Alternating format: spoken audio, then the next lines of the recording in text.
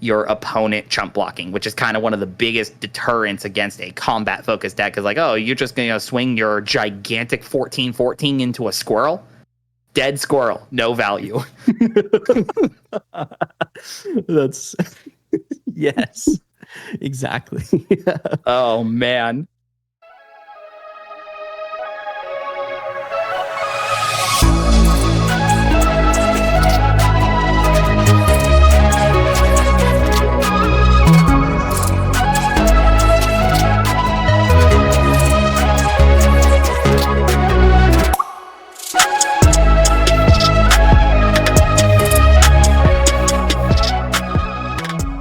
Ladies and gentlemen, boys and girls, it's almost the entire Thoughtcast here once again for more Commander Precons, brought to you by everyone's favorite Commander format, Modern. Has that joke been made already? I feel like that hasn't been made already. Hi! Hello, everybody. Hello. That was really fun. Yeah.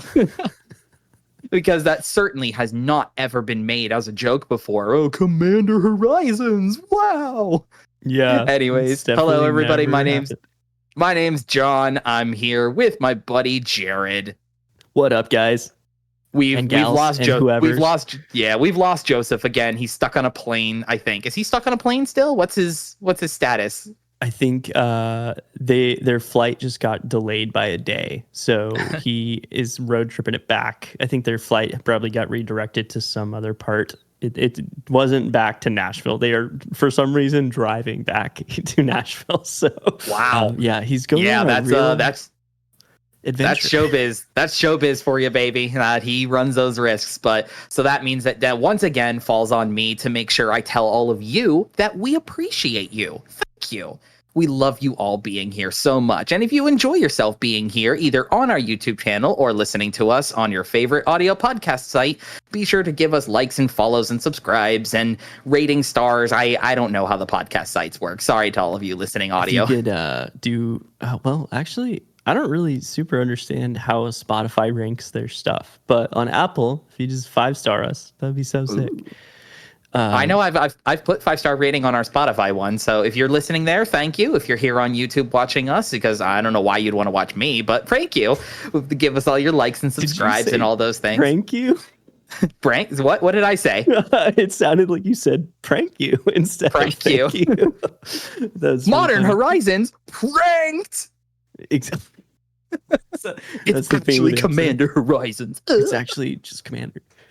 Well, man.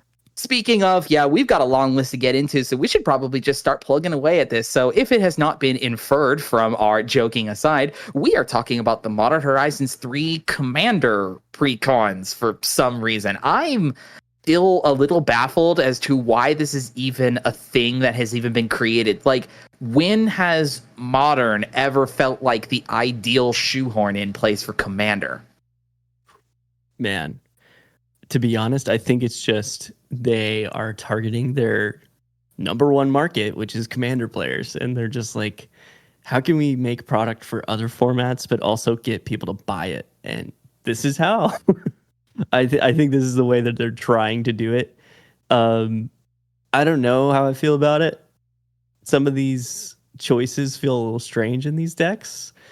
By my understanding of why things kind of feel strange is like from what they showcased in like the original like debut video for Modern Horizons 3, that these decks were constructed with a homage to the style of modern deck. Like the idea was that they took an idea and a concept of some very popular modern deck builds and crafted them in such a way to repurpose that style into Commander. So like later on when you tell us all about our Jund Goyf friends, Jund, the color combination and like the deck strategy of Tarmogoyf has been a mainstay popular one for a very, very long time in the modern format, pretty much ever since Tarmogoyf was printed. Yeah, that's the only one that I'm like I didn't realize Eldrazi's were a thing in Modern. That Oh, my brother, you didn't experience the Eldrazi winter then, apparently. That was actually the whole setting, the whole thing about that. Basically the fall, Christmas, winter season after Battle for Zendikar and Oath of the Gatewatch came out, Modern ran rampant with Eldrazi because they pushed those colorless cards in those two sets hard.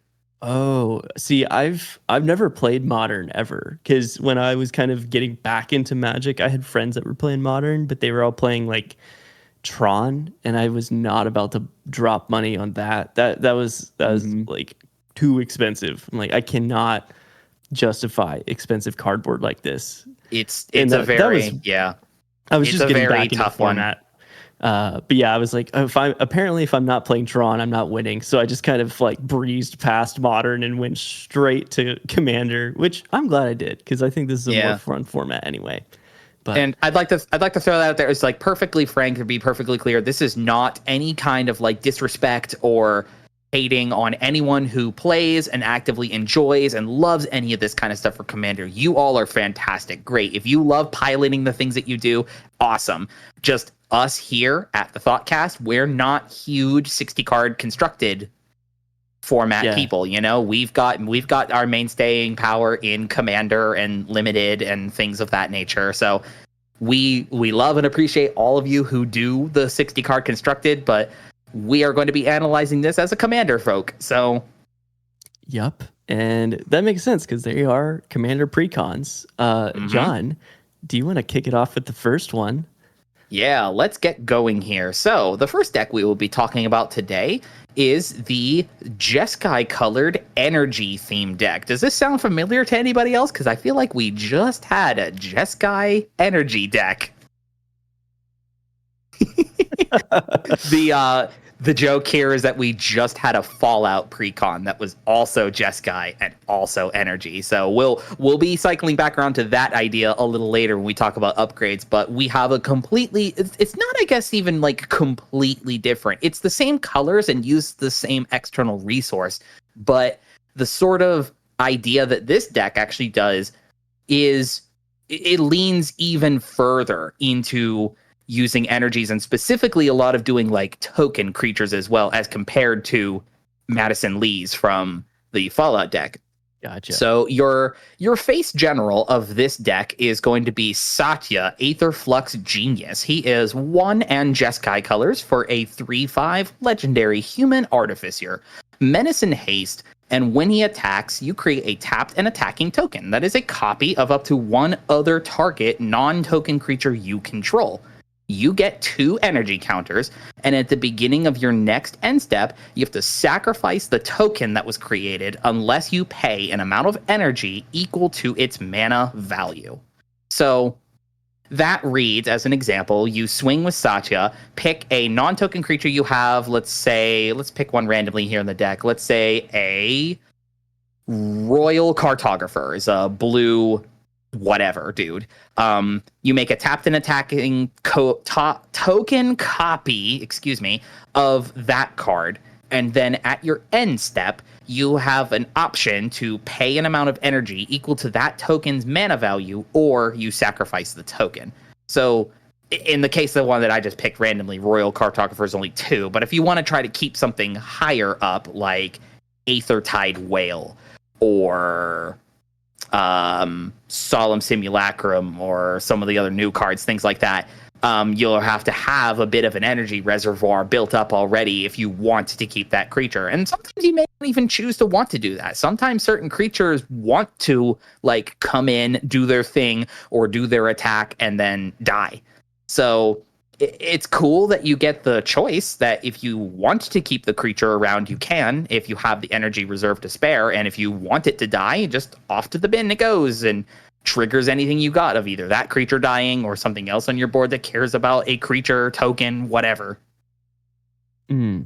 So this it's is neat. So interesting. It's such a wordy commander. Like, I feel like I will have to read this card every single time it comes down. It's just a lot. So like the way I read it is It reminds me a lot of a ton of those. Immediately, one that comes to mind, one we just had recently in Outlaws of Thunder Junction, is Calamity, Galloping Inferno. It reminds me something of like that. It's one of these kinds of legendary creatures that allows you to create token duplicates for a combat of anything that you're interested in. In the case of Satya, is kind of really interesting. The token copy of whatever creature you want does not have to be another attacking creature. He can make a duplicate of anything you've got on your board as long as it isn't already a token. So you want to swing in with him and make a token copy of something that does not have haste, then he can do that. Or you can just keep repeatedly doing the same like defensive creature that you want to leave back on your board and just keep making duplicates of. That's sick. That's super cool. I'll just preface you guys. I hate energy as a mechanic, so if I don't have a lot of positives about this deck, that's why. It's just a me thing. Well, I don't like adding more things to the game, especially when we already have a resource that we have to track. Why add more? That just doesn't make any sense to me. But yeah, well, that's why I preface that I kind of like this idea that, like, if you disregard the whole energy aspect of what Satya does, if you just take that clause away from him and he reads now he's a 4-mana guy with haste, that when he swings, choose something on your board, make a tapped and attacking token copy of it, sacrifice it at your end step. True. Yeah, the energy is perfectly fair. It's the least important part of the card. Yeah, if you disregard the energy thing entirely and lean a deck construction with him into that aspect of creating token copies of creatures, and you just sometimes have the option to keep whatever you clone, great. Dude. Also, he's a 4 CMC, so probably coming down on turn 3, maybe even turn 2 if you're really lucky, and has menace and haste, so he's swinging immediately. So just immediately gets to start doing exactly what it wants to do. Pretty cool. Now, if you're looking to go a little slower and make your deck like the construction, if you're looking to go wide as far as like token creation is concerned, you can use the backup commander of this deck. Kaith, a famed mechanist, is 1 and Jeskai for a 3/3 legendary dwarf advisor. She herself has Fabricate 1. Fabricate and a number means that the creature can come into the battlefield either with the n-determined number of +1/+1 counters or 1/1 artifact servo tokens. So when Kaith comes in, you can either have her immediately be a 4/4 or herself and 1 servo. She gives other non-token creatures you control Fabricate 1, and then a 2-mana tap activated ability of choosing to either populate or proliferate, which are both the aspects that Fabricate does. Fabricating with a 1/1 counter onto a creature gives you a counter for proliferate, or fabricating a servo makes you a token for populate. That's pretty sick. This is really cool. If you want to take this deck in a direction that is completely off from energy entirely, but still want to stick with the Jeskai sort of like token manufacturing sort of aspect, this is a great option for that. That's cool. I think this card is very neat. I think Satya seems stronger out of the gate, but I mean, if you build around Kaith, I can see a world where this is exponentially stronger than Satya. Exactly. Yeah. If you want to try to do like a artifact matters theme in this Jeskai colors here, you now with this commander, you say that every artifact creature you cast can either come in stronger or with another artifact creature.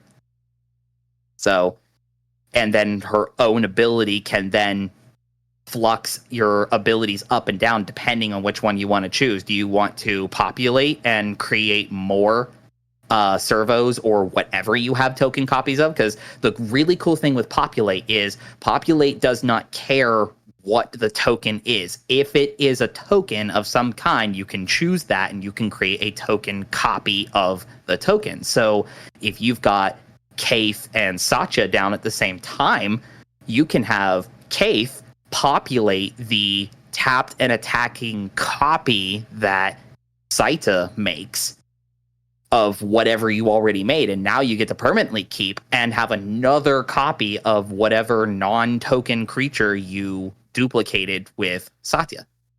That's some pretty good synergy. I appreciate that both of the commanders actually work together instead of being it's really neat. Take one out. So we've got some new stuff to talk about here, and well, probably one of my I think it's my favorite in here. Actually, no, there's one other really cool one in here, but this is probably my favorite that's in the deck as far as caring about energy. If you're going to lean really heavy into building up your reservoir of energy and use it for purposes, I like the new card Overclocked Electromancer. This little guy is 2 and a red for a 2/2 Lizard Wizard. Yay! They did the thing. They were waiting so long for that. I love Lizard Wizard. Are you kidding me? That's so cool.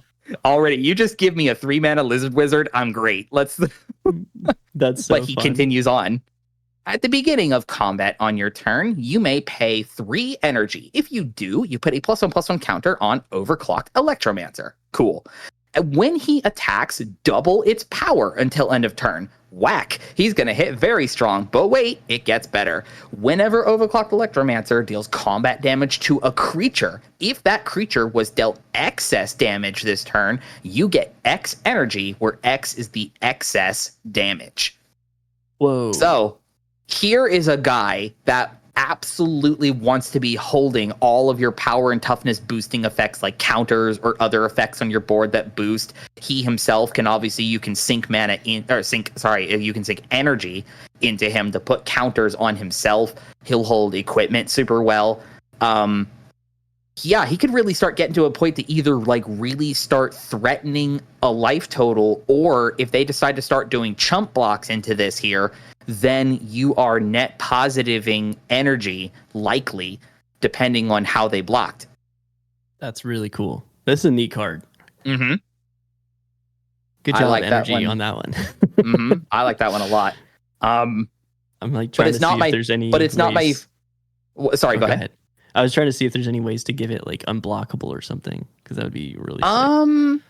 I'm not sure specifically in this build if there's a good way to give it unblockable. There's a good piece I want to talk about when we go to my upgrades for giving some things unblockable, but I don't really know this is a guy you would want to have unblockable, because you really want to utilize his effect of assigning excess combat damage to a creature during combat.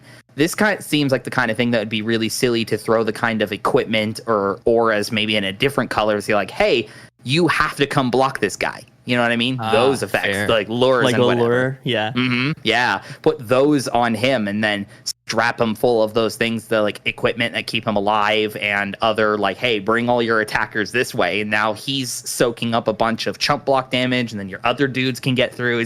I like these kind of things. The cards that reward you for your opponent chump blocking, which is kind of one of the biggest deterrents against a combat focused deck, is like, oh, you're just going to swing your gigantic 14/14 into a squirrel? Dead squirrel, no value. That's yes, exactly. Oh man. All right, let's move on to probably what is my favorite card of this deck, though, and it has nothing to do with energy. It's really, really cool design. This is Silver Quill Lecturer. 4 and a white for a 3/3 core wizard.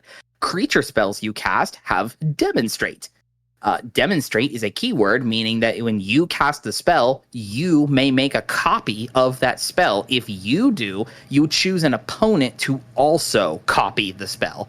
It being it originally came from the Strixhaven Commander decks. The idea behind it is like, hey, you are showing an example of how a particular spell is being done, and then your student can now perfect it in the same way. But in this case scenario, every creature of yours just comes with a duplicate of itself at the cost of one of your many opponents also making the same thing. In this deck as is, you can start making duplicates of your cards that synergize heavily with your energy theme. Then you just give one of those to one of your opponent, and they are probably not going to be able to utilize it as strong as you are, right? That's so true. Overclocked Electromancer is a great example. If you're not using energy, you literally have no purpose for this card in your deck. Yeah, that's not to say the creature isn't useless. Like, there is a legitimately real cost to giving a creature to an opponent. I'm real excited to pick up one of these potentially for my new Camball Profiteering Mayor deck. This is just an easy way. This is an easy way to throw a token over to someone else that then the demonstrate makes me a token, and then Camball sees the token being created over there, so I make another of it. So like my first creature spell turns into 3 copies of that creature. Can you imagine making 3 Blood Artists? Oh, dude. Crazy. I'm stoked for that. Silverquill Lecturer goes crazy. Yeah. And then just one last little one I want to talk about, which I think is going to be a really strong glue piece, how this deck is held together, is going to be a card called Conversion Apparatus. This is a 3 mana for an artifact. It either taps for colorless, or 3 mana, tap it, you get 3 energy, or tap the apparatus, pay 3 energy, make 3 mana. So it is kind of how it says on the tin. If you have some combination of either 3 mana or 3 energy, you can convert those 2 resources into whichever is more applicable for you at the time. And then if you need neither of those things, it's a 3 mana mana rock. A 3 mana mana rock that only makes colorless, granted. I realize that is a huge downside of this, but energy has never really had a use other than I think like there's a land that can help you make mana out of it, and there might be a mana dork that I think you pay an energy into and you can make mana of any color, but there hasn't ever really been a way to turn energy into mana, and that's really, really cool. Yeah, that's really sick. It's about if you already have a bit of a reservoir of energy down, when you get this thing down in play, it kind of just pays for itself free, like the first turn you go to play it, like if you already have some energy built up. And then as the game goes on, because skimming the deck list here, there is basically every favorite from basically every relevant rare or mythic from the original Kaladesh block is in here that created energy in some capacity. So you will be making enough of a reservoir, and especially if you decide to fine tune this deck in such a way to have, if you could very easily make this into a deck that has everything is energy in it, and you could get just a huge reservoir built up. So then a card like this then just reads, if you playing all these other cards that give you energy, this is 3 mana every turn you want it. Wow. So I like it a lot. That's really good. There's a Chroma's Will in here. Oh shoot. That's a great reprint.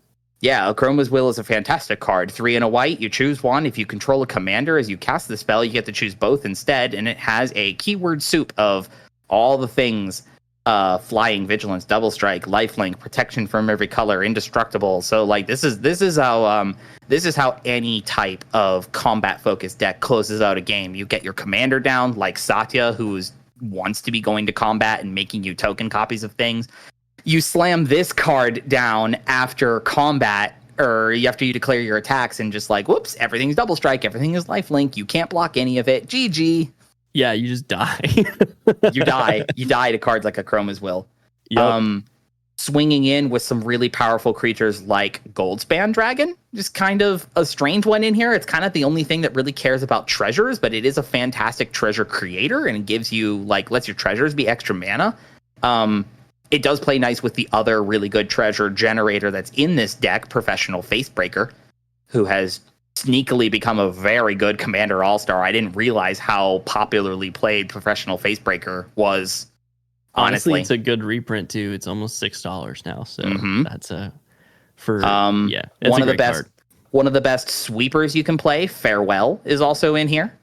Yeah, Farewell has just proven itself to be miles above better than anyone ever anticipated it to be. It is a house of a sweeper.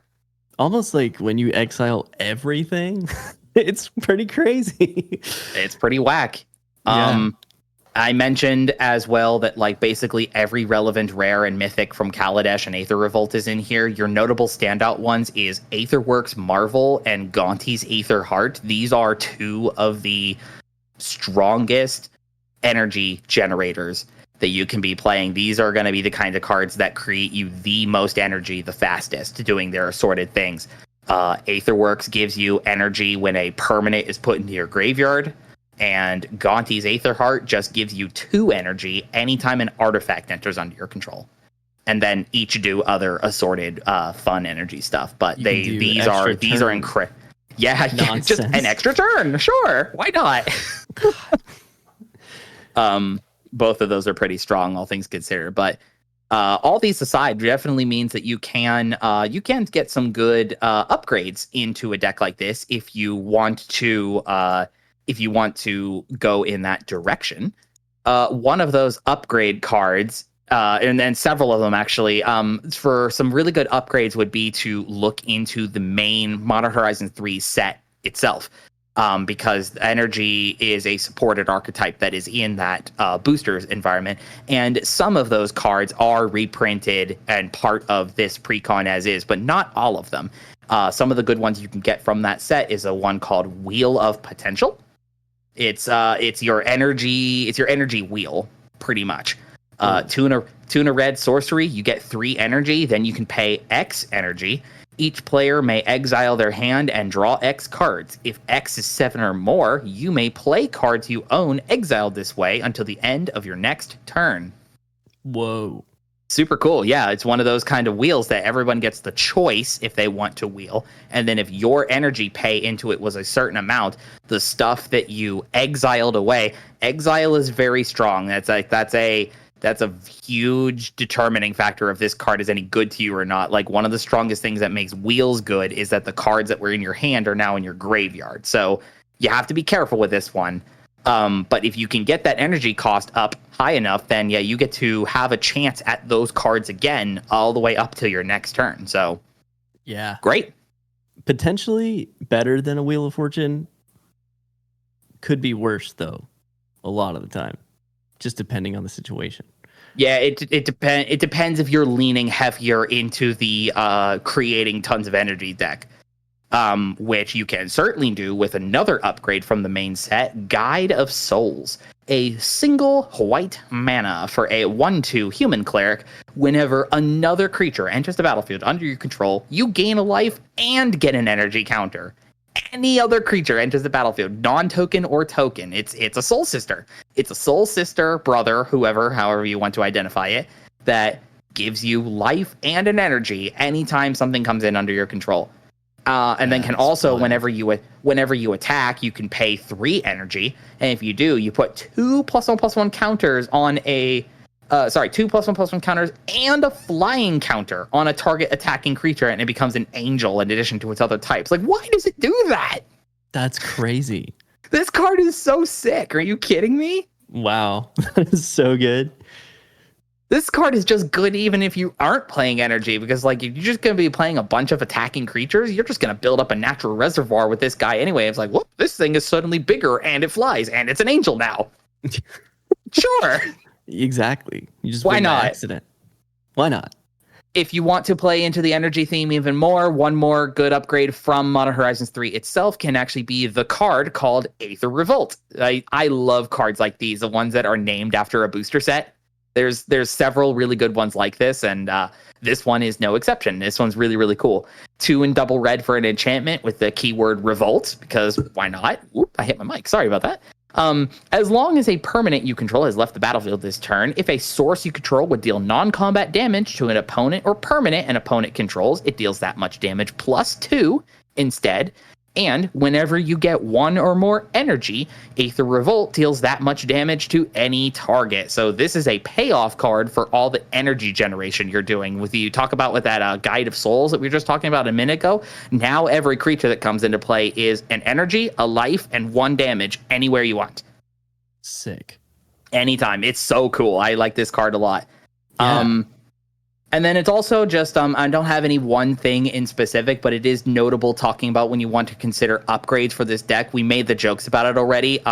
Fallout had a Jeskai colored energy deck as well. So that suite of cards is something to certainly consider looking into if you want to upgrade your energy output for this deck. Like here, you could do like a mix match kind of thing. You could take cards from that deck and apply them into here, or work your way backwards. If you're dedicated towards those Fallout cards specifically, you could take good pieces from this plus the main set and throw them backwards there. So whatever your preference is.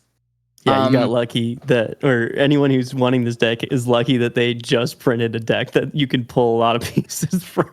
I know, like I said, that it's like all 12 energy players out there are really spoiled for choice. So you funny. know, two whole precons and a booster set. John, have you ever played against someone playing an energy deck in Commander? My friend owns the my local friend who we play with their place every once in a while. He owns an upgraded of the Madison Lee energy precon, and it plays really, really well, honestly. Nice. That's cool. If you are utilizing the pieces in the correct way and focusing on that kind of thing, the energy can play super, super well. Which is why we were making some cuts out of this deck here. We want to, even if you are cutting away some of the energy cards, you definitely want to cut some of them away that are not they're not focused on what this deck is trying to do. So a couple just quick ones off the dome right here. Aether Geode Miner is just kind of a little too small and only gives you energy when it attacks, so it's just going to be dying a lot super fast. So we're going to get that one out of here. One of the new cards, Aurora Shifter. It's kind of cool that it can do like energy cloning, but your commander kind of already does clone copies because it makes tokens. So this is not the kind of thing you want to be sinking your energy into. So out of here it goes. It does sometimes feel a little bad to say cut a Wrath, but there's one of the new cards in here is a Wrath called Localized Destruction. It has this cool aspect of it that you can pay energy into it as you cast it, and creatures that share a power equal to the amount of energy that you paid gain indestructible. But like, how often is your board going to be all exactly the same power and toughness? You know what I mean? Or like the same power, I should say. So yeah, because it has to be equal to the amount. This one might be a subjective kind of thing. Like if you want to utilize tokens that are all at a equal power level, then I think this card is pretty okay. But as is out of this precon as is, there's just too much of a variance to. Because you have Austere Command and Farewell. I'd say Localized Destruction can go. You can certainly go. And in the mana rocks, Coveted Jewel is just a really bad mana rock. You don't want to be putting that kind of target on you for people to be swinging back at you. It's super cool that it draws you cards and makes mana, but not at the cost of as soon as somebody hits you, they get that card advantage as well. So get that guy out of here. It's 6 mana, that card, by the way. It is, yes. It's 6, but it's 6 mana for 3 mana back immediately and 3 cards. So like, Coveted Jewel is really, really good in a deck that can utilize blinking it out in a way before an opponent would get it. This is not the kind of deck that it belongs into. I used to play it in a very old version of my Derevi deck because I could take advantage of blinking it. It was like a weird Derevi blink thing. And yeah, I was never worried about my opponents getting my 6 mana rock that would also draw them cards. So, but I would say in any other situation, definitely don't play it. Yeah, I'm not super sure why it's in there. But. And yeah, so that's my closing thoughts as far as what is this deck even called? Creative Energy. Dude. Yeah, it's I think it's fine. Like there's really cool legendaries that are in here. Again, you could really focus both of the box commanders as is into completely different sort of like generating tokens, creating combat attack step tokens, disregarding energy almost entirely if you really want to. The fact that energy is just part of the backbone structure of like what this deck is, it's perfectly fine. I really, what I believe out of this here, this is going to be a very, very good precon for anyone who really did love and enjoy the Kaladesh block specifically. If that is one of your favorite worlds of the game, if the energy counters, the artifact vehicles, the, a bunch of fun, silly artificers and all that kind of stuff, if that's your favorite plane, if that's your favorite sort of like deck archetype, again, that's sort of the established, like this was kind of built as a backbone up from like constructed modern decks or whatever, and modern energy, I think, plays kind of well by my understanding, again, as not a modern player, but if you're a Kaladesh enjoyer, I think this is a deck you will get behind. Otherwise, there might not be enough here to really justify purchasing it if you are not an energy fan. Yeah, not bad, but it's definitely expensive if it's not something you actually want. So Yeah. think about that. All right, Jared, what happens when the things die? What happens? They fuel the Tarmogoyf. They do. They go into Graveyard Overdrive. That's the next deck we're going to cover from Modern Horizons 3. It is helmed by Disa the Restless. First off, this is a Jund, like graveyardy kind of deck, just right out the gate. I know it's based off of some modern deck that I'm not familiar with, and that's why the 2 Blood Braids are in here. But we'll get to that. So it's 2 in Jund, so that's black, red, green. For a legendary creature, Human Scout, that is a 5/6. The ability says whenever a Lurgoyf, there's going to be a lot of weird words coming from this deck. Jon, do you know what a Lurgoyf is? Lurgoyf is just kind of a created creature type that was just created for Magic for this kind of, like, I think it's based around some kind of like Norse myth, I want to say, like some kind of just like Norse mythology monster kind of thing, but Magic adapted it as just kind of, it's sort of like an even spookier beast, basically. Gotcha. I've never, like I said before, I didn't play Modern, and I know Tarmogoyf was huge in Modern, but I've never played Modern, so it's not card sets that I was used to dealing with. Anyway, back to Disa. Whenever a Lurgoyf permanent card is put into your graveyard from anywhere other than the battlefield, put it onto the battlefield. So if you get milled, if you get a card discarded from your hand or something, it just goes onto the battlefield, which is great. Whenever 1 or more creatures you control deal combat damage to a player, create a Tarmogoyf token. And those tokens, they have the Tarmogoyf ability where they have +1 toughness. Is that correct? It is a token that is an identical copy to the Magic card Tarmogoyf, which Tarmogoyf is a 1 and a green. It starts as a I think it's a star and a star +1 for its power and its toughness, and it has power and toughness, or power equal to the number of card types among cards in graveyards, and its toughness is equal to that number +1. So if there are no graveyards, it at least is a 0/1, so that it doesn't just kill itself. Exactly. Honestly, I think this commander is very strong.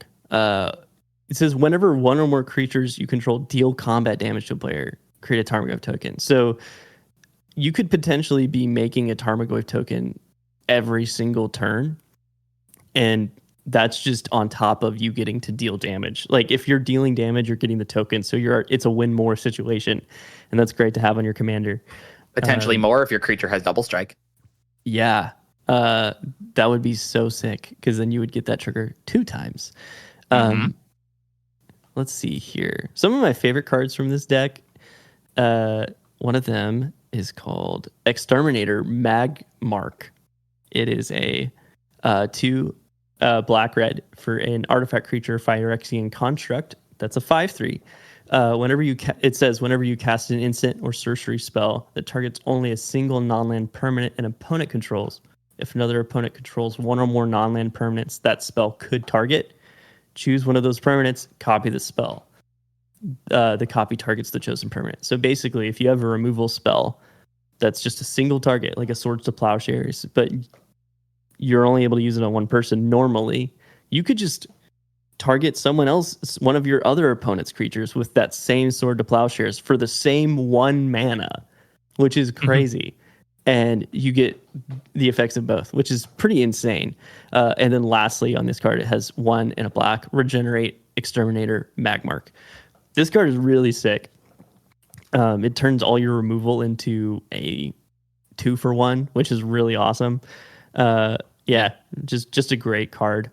As far as certainly what's really cool about it as well, for the sake of this deck specifically, because your commander is popping out Tarmogoyfs and you have other cards in this deck that also do the sort of Tarmogoyfy, Lurgoyfy sort of effect, This card is an artifact creature as well. Cards that have multiple card types on them, when they are in your graveyard, they count as multiple card types at a time. So if this Magmark does end up in your graveyard, it is now fueling your Tarmogoyf by 2 card types for the cost of 1 card. Correct, which is the whole idea here. I should have covered this second, but here we go. Koram, the Undertaker, is the secondary commander of this deck. The Undertaker. It's 1 and Jund for a legendary creature, Human Warrior. It's a 0/5. Koram, the Undertaker, gets +X/+0, where X is the greatest power among creature cards in all graveyards. So this takes into account your opponents, and if they're playing the new Eldrazi deck, well, that's just good for you. Well, that's just dandy. Then it says, whenever Koram attacks, each player mills a card. And then during each of your turns, you may play a land and cast a spell from among cards in graveyards that were put there from libraries this turn. So the idea is you get to do that in your main phase too. And it kind of solves the issue that a lot of decks like this have where like, oh no, all my lands are going into the graveyard. How do I play my spells?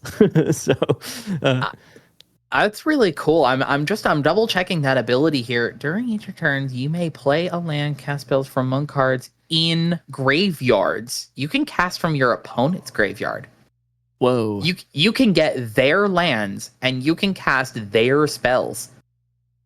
It's pretty amazing. Because he does not give you mana fixing towards the stuff if you'd want to cast them in your opponent's graveyard. You would need the mana and you do have to cast them. But he lets you play lands from your opponent's graveyards. With him down as you're attacking with, you should never miss a land drop again because you attack with him, go to your second main, and then you play whatever got milled. It reads kind of like a Tali kind of to me, where like he's giving you advantages off of your opponent's libraries whenever he goes to combat. Yeah, it's kind of exactly a Tali, except for exiling the card, it just goes into the graveyard. So super upside for you if you're doing the Tarmogoyf strategy. I still think that Disa is a much more powerful commander than Koram, but I don't think you should cut Koram from this deck. I think it works very well in the rest of the shell. He's the Undertaker. Yeah, it's just cool. It's a super sick looking card. I don't know if I'm doing that right. I don't know wrestling. Sorry. I also don't know wrestling, so Joseph can school us next week. Yeah, Joseph. Please, moving on. Please help. Let's see. One of my other favorite cards from the deck. Oh, Tempt with Mayhem. It's an instant for 1. This card is so sick. It's so cool. 1 and 2 red for an instant. Tempting Offer is what it says. And then it says choose target instant or sorcery spell. Each opponent may copy that spell and may choose new targets for the copy they control. You copy that spell once, plus an additional time for each opponent who copied the spell this way. You may choose new targets for the copies you control. So have you ever wanted a spell to teach somebody how the stack works? This will break some people's brains. It almost broke mine reading it because it keeps going and it keeps going. But the shenanigans you can get up to with this is just absolutely wild. It's super good, right? Because like the way it's templated is if no one takes your offer, at minimum you do 3 mana, you get a copy of whatever it's cast, whether that's your opponent's or yours. Mm-hmm. Yeah, it's great. Like 3 mana for copying your spell is a totally great rate. So, especially if the spell is worth more than 3 mana, you just get to do it again for way less mana, and then hopefully someone else decides to take your tempting offer and go with you. Could you imagine hitting a Jessica's Will on this? That's exactly like the scenario. Would you like to resolve 4 Jessica's Wills? Here you go. I don't think anyone could turn down like the Justice free cards. It's like that's awesome. Mana and cards, like that's amazing. I want to get that card and play with it. I think it would be really fun. I think lastly here, before we move on to upgrades and cuts, something important. We have a Kindred enchantment, which I've never seen before. It's 2 and a green for a Lurgoyf aura called Tarmogoyf Nest. Or no, I'm actually looking at the wrong card. No, you're looking at the right one. Yep, it's called Tarmogoyf Nest. No, I meant to be looking at Altar of the Goyf. So was this a reprint or is this? That's not a new card. Yeah, that was from Modern Horizons 2. And then if you wanted to circle back to the Tarmogoyf Nest as well, it also it hits a land and it gives the land an activated ability to create a Tarmogoyf token. Which is not bad at all. That's really, really strong. The reason these cards look strange is because Kindred is the replacement keyword for tribal. And this is the first time it's been printed on paper. Thanks. I totally did not realize that. Yeah. I was like, what am I looking at? the keyword has been changed on digital formats. This is going to be the first booster product that has paper copy versions of cards printed with Kindred. That's cool. I like Kindred as a replacement for Tribal because Typal is really stupid. Typal sounds dumb when you say it. It was called Tribal before. Yeah, there was like a whole like people were trying to call it Typal, but it's just like it just doesn't work because it's not a real word. But Kindred is a great word to represent like common bond. So yeah, if we can replace Tribal with that, I like it. Yeah, I'm on the fence about it personally, but I'm sure we'll get used to it over time. Yeah, I definitely like it more than Typal. I think Kindred makes sense. Typal is like you have to explain that to someone who's never played the game before. Fair enough. Kindred is a word that already exists, so why not use it? Man, honestly, there's a lot of great reprints in all of these decks. These decks are kind of reprint piles again. Sir Conrad is in here. Insane card, is definitely the strongest card in every deck that it's in my opinion. Selvala, Heart of the Wilds, is another amazing, expensive reprint. Dude, yeah, Selvala is so good. Yeah. Let's see. Archon of Cruelty, crazy card. Really, really strong. Honestly, yeah, the whole thing is just like chock full of good reprints. There's 3 Planeswalkers in this deck. Yeah. One I've never heard of, but it's definitely not a new one. Grist, the Hunger Tide. I don't even know when this thing came out. Grist was one of the Planeswalkers from Modern Horizons 2. Gotcha. Yeah, Grist is really good here. I'm not going to read it out loud because it's not like super important to the deck. But Ignoble Hierarch is also in there as well, a super mana dork. Yeah. You also get 3 talismans in here and a Maskwood Nexus, which is really amazing. Oh, dude. Maskwood Nexus? That's great. This deck has got some crazy reprints. Also, I do want to mention the lands. There are some really, really good lands that are being reprinted in these decks. Not so much in this one. When we get to the Eldrazi deck, I'll talk more about that. But I don't love how many tap lands are in this deck, just because like that will make you slow down. Like it just will slow you down. So if you can eliminate tap lands when possible, do it. And there's just quite a few here. So apart from lands, what are you adding? I think Bramble Familiar would be a great addition to this deck. For those of you who don't know what that card is, it's 1 and a green for an Elemental Raccoon 2/2. That is also a mana dork. It taps for 1 green. Or you can pay 1 and a green, tap it, discard a card, and then return this card to your hand. Why you would want to do that is because it also has Fetch Quest as its sorcery adventure side. So pay 5 and a green, mill 7 cards. So that's helpful for your Tarmogoyf strategy. And then you put a creature, enchantment, or land card from among the milled cards onto the battlefield. This card is dope. I love this card. That's really good. That's really good with the commander as well, because then the Fetch Quest does its own recursive thing, and then Deso will see any Lurgoyfs that get milled. Exactly. So this is a perfect upgrade for this deck. It also is just a great mana dork, so it can help you get to the cards you want to cast, and then it has a way to put itself back in your hand so you can cast the big part. It's one of the weird ones where you typically cast the creature half before you cast the adventure side of the card, but it's really strong. My next upgrade would be Conduit of Worlds, because this card is sick. And any deck where you're throwing a bunch of stuff in your graveyard, we talked about Koram, the secondary commander of this deck, being able to play some of the lands out of your graveyard. But Conduit of Worlds is a way to make sure that happens consistently. So what it says, it's 2 and a green for an artifact. It just says you may play lands from your graveyard.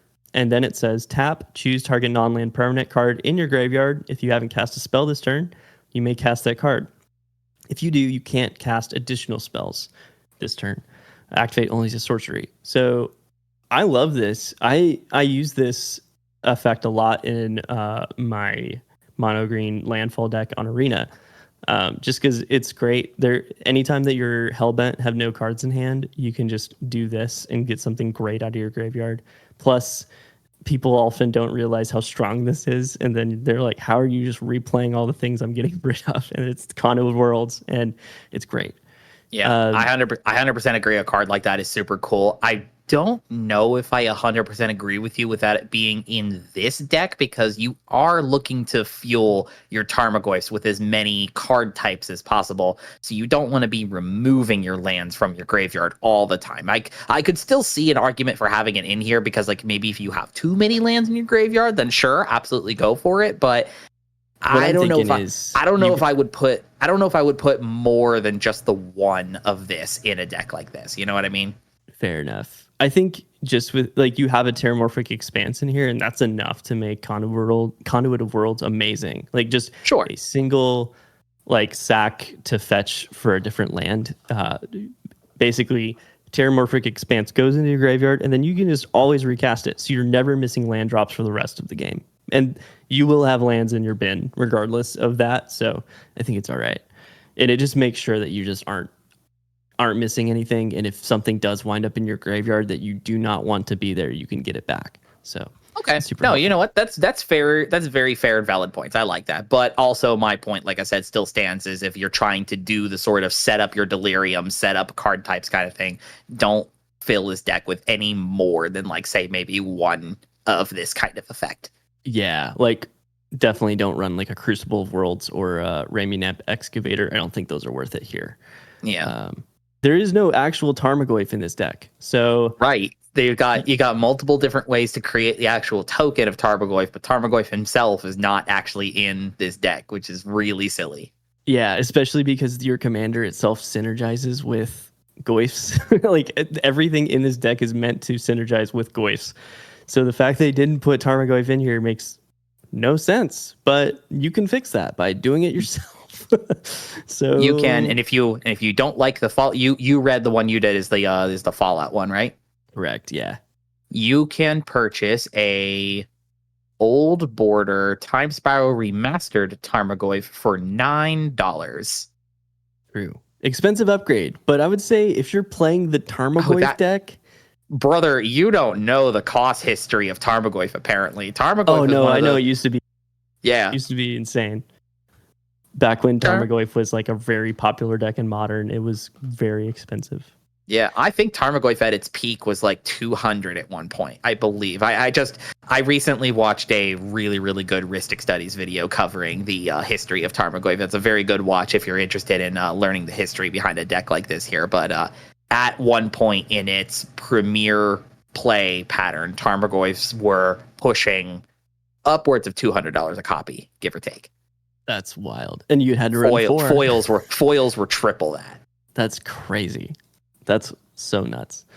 My last upgrade will be Slimefoot and Squee, because this card rules. It's so good. You want your graveyard to be big, so Slimefoot has so many targets. It's another way to just like, why not? Like your graveyard's gonna be big. Why not use that to your advantage more than just bumping your creature's power and toughness that are on the board?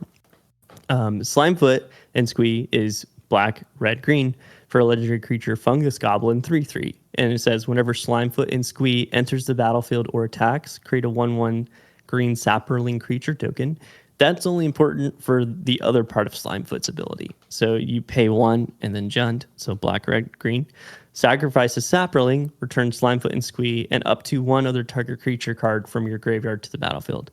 So this is just another way to add recursion to your deck, which adds a lot of resiliency. Because what happens if your Goyfs go to the bin? Then you're not benefiting from any of your other stuff being in the bin. So this is how you get your Goyfs back, because they will get removed. So Slimefoot is pretty perfect as an upgrade here. But how do we make room for your upgrades? You can't just play 104 cards. It's not legal. So we got to cut some stuff.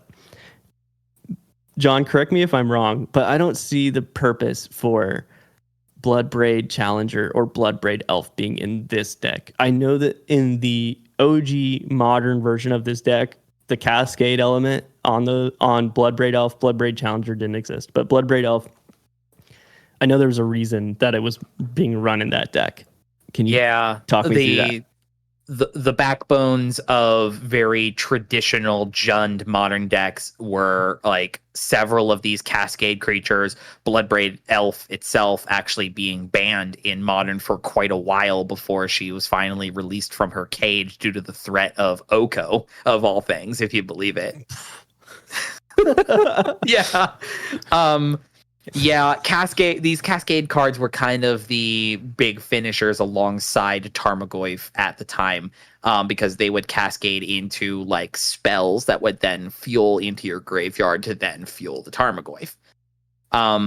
But yeah, I could see like why you maybe wouldn't want those in a deck like this. I mean, it's a 4-drop and a 5-drop, so I mean you would cascade them down into relatively useful cards all the way down pretty much, right? Like cascade using Bloodbraid Elf, cascade into, say, Soccer Tribe Elder that then ramps you and puts a creature into your graveyard. So like it's cool sometimes, I guess, but the problem is with the actual like build of this deck, there's not enough targets for Bloodbraid Elf because it's a 4. So Bloodbraid Elf is a 4 CMC card. Bloodbraid Challenger is 5, but for Bloodbraid Elf specifically, like there are not very many targets for it. Like most of your creatures are above 4, like 4 or more, and that does not work with Cascade. Yeah. So the best thing you can do is like hit a Yavimaya Elder or a Soccer Tribe Elder, and it's not worth running Bloodbraid Elf for that. It's just not. Yeah. The Challenger is also really interesting as well because of that backpedals then on that theory that I had about as far as like the Conduit of Worlds kind of thing. It's like, yes, it has Escape. That's super cool that you can get a 2-card value out of your graveyard, but Escape does have a cost of removing cards from your graveyard, which again, if you are leaning into the Tarmogoyf, I would like as many card types in my... Now, granted, this can be caveated a little bit by the fact that, like, especially the Tarmogoyf tokens do see your opponent's graveyard, but you can't rely on their graveyard being as filled as yours. Tarmogoyf's biggest strength is definitely being fueled off of your own graveyard. So a card like Challenger that to get its best value back later is to remove pieces out of your graveyard. Unless you have stockpiled your graveyard, that is not what your deck is looking to do. Yeah, especially just to get back a 4/3 with haste and cascade, like into Soccer Tribe Elder. Exactly. Like you don't have enough good targets for it. If your deck was constructed around cascade or built to like really enable Bloodbraid Elf, that would be way different. But here in this version of this deck, they don't make sense. So cut them. Sure, I agree. For other cuts, we have Find and Finality. I like these kind of like dual cards, but not this one. So the find half is you can pay black green hybrid mana for a sorcery that says return up to 2 creature cards from your graveyard to your hand. I just think there's better things. Like this is like just a power crept card. Like this card was probably fine when it was printed, but it's not fine anymore. So 2 mana to get 2 creature cards specifically out of your graveyard just back into your hand, that's not that great when you could just play Slimefoot and Squee and just get the creature onto your battlefield instead. Have you ever wanted to pay the cost of Raise Dead twice? Exactly. Just now play you can. Raise Dead. Reanimate. Any of the auras that are 2 mana that get a creature out, like Dread Return, you can flash that back. That would be a way better thing to do here. The other half of this doesn't make this card playable. It's Finality, 4 black-green for a sorcery that says you may put 2 +1/+1 counters on a creature you control. Then all creatures get -4/-4 until end of turn. Obviously, you're hoping to destroy all the creatures on the board except for your Tarmogoyfs, and that's it. That's the whole plan here. But why not play a board wipe that just guarantees everything dies. That like -4/-4 is not enough to kill a lot of very powerful threats. God forbid you're playing against the Eldrazi deck. That won't do a single thing to that deck. You will just kill all your own stuff instead. So, yeah, not that great. This card has just been power crept over time, so I just recommend cutting it. And then for a final cut, we have Bituminous Blast. There was like some weird Cascade sub theme happening in this deck, but again, this is a 5. Again, we already talked about how traditional Jund was built. Bit Blast was definitely a part of that. Yeah, so 3 black-red for an instant that has Cascade, and then it says Bituminous Blast deals 4 damage to target creature. So you just paid 5 mana to deal 4 damage. That's horrible. And then you're hoping to cascade into something else, but that might not be something worth even doing. It might be a Soul Ring. You know how bad that would feel if you paid 5 mana to cascade into a Soul Ring and then hit something for 4? That would feel terrible. Oof. That'd be bad. So don't play almost anything else, or one of the 4 upgrades that I told you about. But with that, that's pretty much all I've got to talk about with Graveyard Overdrive. Yeah. I mean, it seems fine, I suppose, you know. There's definitely an air of like, this is certainly the deck that you can view it from the outside and say, hey, look at these interesting constructed cards that they threw into a commander deck for some reason, right? Like, yeah. Are you a traditional Jund enjoyer? I'm sure you'll get a kick out of this deck. Honestly, seeing some of your favorite Jund friends here, like Bloodbraid Elf and Tarmogoyf and, you know, things like that. So it is interesting. Like, I have no like draw to play this deck or buy this deck because I just think it's a little bit of a boring strategy. But hey, if it's up your alley, if it's your cup of tea, go for it. It will probably be fun. And I do appreciate that it doesn't seem like a very degenerate, like weird, just super obscene, powerful thing. It just seems fair. It seems like good magic. I'm noticing for creatures in here, like I know that they were they wanted to lean more into like having all of your having your biggest things that grow in their power and toughness based on your graveyard be the Lorgoyfs, but like they don't even have some of the better like not Lorgoyf cards in here. If you want to really do like a fun like upgrade path in this kind of thing, go and grab like all those varieties of creatures that get their power and toughness boosted equal to some determining factor of your graveyard or opponent's graveyard. Nighthawk Scavenger comes to mind specifically from Zendikar Rising. It's a 1 and double black. It has the same Lurgoyf effect on it, that it has power equal to all card types among graveyards, and then it naturally has flying, lifelink, and death touch. That's automatically better than every single one of the Goyfs in this deck.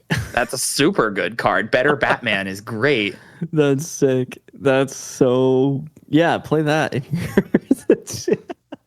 But yeah, but no, as a whole, it seems perfectly reasonable and fine. If you love Tarmogoyfs or Lurgoyfs in general as a tribal, I'm sure there's something here for you. But I think this one needs work to get good.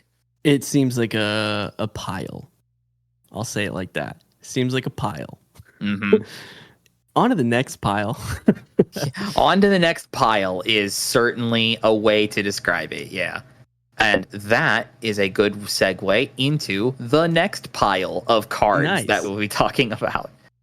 And I'm stoked for this one. Between the that I got to talk about today here, I am excited to tell you about Tricky Terrain.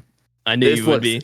This looks like so much fun of a deck. Are you kidding me? So the structure behind this one is utilizing and taking into inspiration the sort of vast variety of non-basic land types and land strategies that Constructed Modern has to offer. And we are helmed in this Simic colored deck by Omo, Queen of Vesuva.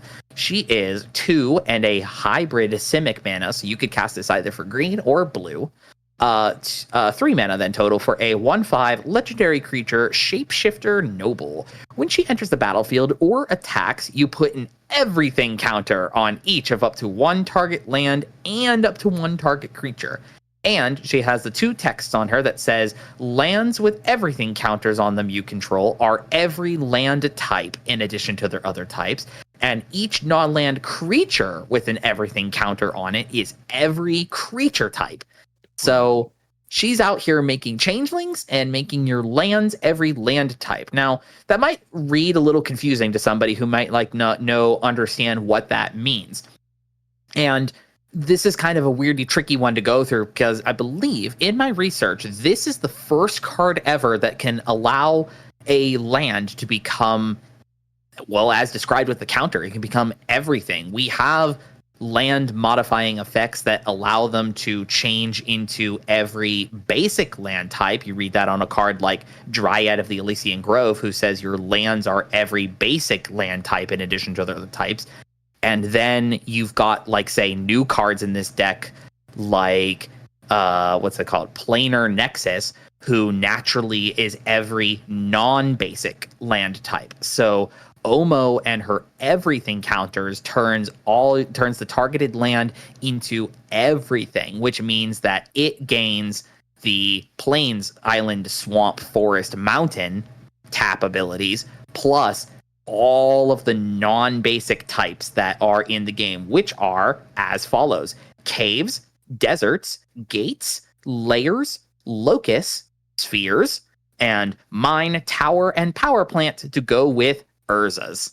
Omo is super unique in the fact that you can get lands to become whatever you needed to. It is also super cool as well, not discounting the other ability that everything counters go on to. You can get a creature turned into a changeling. You can make anything a changeling. So if you've ever wanted to play, this is fantastic into a tribal sort of shell, or kindred, sorry. Gotta be correct on that kind of thing now. Dude, we're gonna get got by that so many times. Yeah, no, they're super cool. And we've been playing this game for how many years, and it's gonna take probably half that many to fix our brains. Now, to preface, in this deck construction is certainly capitalizing more on your lands becoming every land type, but there is a very valid and real deck construction that you can do with Omo that utilizes turning creatures into other creature types. We're not going to be focusing that on this review right now, but there is certainly a build where you take like Omo and a variety of, I believe I've heard the term for it is like, oh crap, what is it called? It's like tribal. I've heard it called before. Is like you have just a whole bunch of like lords that don't necessarily synergize well together, and your deck goal is to turn them into all creature types. Now they're all boosting each other. It's like playing bad slivers, basically, is what I'm getting at. If you want to do the tribal kind of thing, play slivers. But Omo is fantastic if you want to try to build that kind of thing as well. It's really, really neat. I like it a lot. That's sick. But we will be focusing this deck on the land aspect of that as well. And that comes into fruition as well with the backup commander you can play in this deck, Joity, Moag Ancient. 2 green and a blue for a 2/4 legendary elemental. When it enters the battlefield, you create a 1/1 green forest dryad land creature token for each time you've cast your commander from the command zone this game. Those are affected with summoning sickness as normal, even though they are land creatures. So you make tokens that are basically like Dryad armor. That's really, really cool.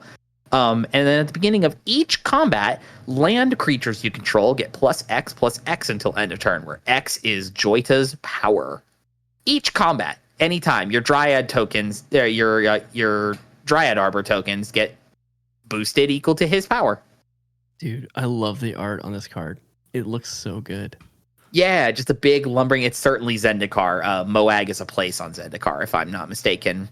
Yeah, it's super cool. It's kind of neat because like commanders, obviously, if you, let's say hypothetically you're playing this as your commander, right? Commanders are affected by commander tax, obviously, and one of the strongest types of commanders that you can play, you should understand this, Jared, as a Derevi player, that anything that lets you bypass or, boost yourself up based on being able to cast your commander again from the command zone is super notable. So if Joydy ends up back in your command zone, you do have to pay the commander tax on that, but he is now going to be generating more land tokens when he comes back into play the second time, and then more when he comes back the next time and the next time and whatever, you know? It basically pays for its own tax. Kind of. It gets exponentially higher than he does, right? So, like, if you cast him the first time, he only makes 1. Your tax the second time is 2, but then he only makes 2 tokens. So it's like you're not. It's a fair balance kind of thing, right? He's balancing himself out of making you some tokens back. But that could be certainly played around too. You could play effects that drop the casting cost of a creature, or like being able to cast them from the command zone or whatever. And this only cares about how many times you've cast a commander from the command zone. This game doesn't necessarily have to be him. You put him in the 99 of a build where you're utilizing a commander going back and forth from your command zone a lot. I know we've got a friend in the Discord who has been doing the master food chain decks. This could certainly be something that goes into that as well. Like, hey, I do Joydy after casting the master like 15 times. Here's an explosion of land creatures. I don't know. It's really, really neat. I wouldn't say he's my favorite out of this deck, but he's certainly super cool, right? It plays well with Omo as well, right? If Omo's in your command zone and then Joydy comes down later, then fantastic. Then you can throw an everything counter onto your Dryad. Now your Dryad token is like all the land types, plus it is like Urzas and Gates and whatever. It's super cool. I like this a lot. The commanders are totally fine as is. One of my favorite aspects of this deck is certainly the new cards that come in this. Obviously, there is a plethora of some new land options, as lands is the focus of this deck. But some of the non-land stuff that comes in here is incredible. And my favorite card of the 4 precons that are in here is in this deck as well. And we're going to be talking about Sage of the Maze. This is 2 and a green for a 1/3 elf wizard. It taps to make 2 mana in any combination of colors. It also taps, and until end of turn, a target land you control becomes an XX citizen creature token with haste, in addition to its other types, where X is twice the number of gates you control. Activate only as a sorcery. And you can tap an untapped gate to untap Sage of the Maze. Wacky, dude. Are you kidding me? I'm over the moon for this card. I'm in love with it. I am a Gates player, if that is not abundantly obvious. I love playing Gates so much. Dude, this is crazy. This is awesome.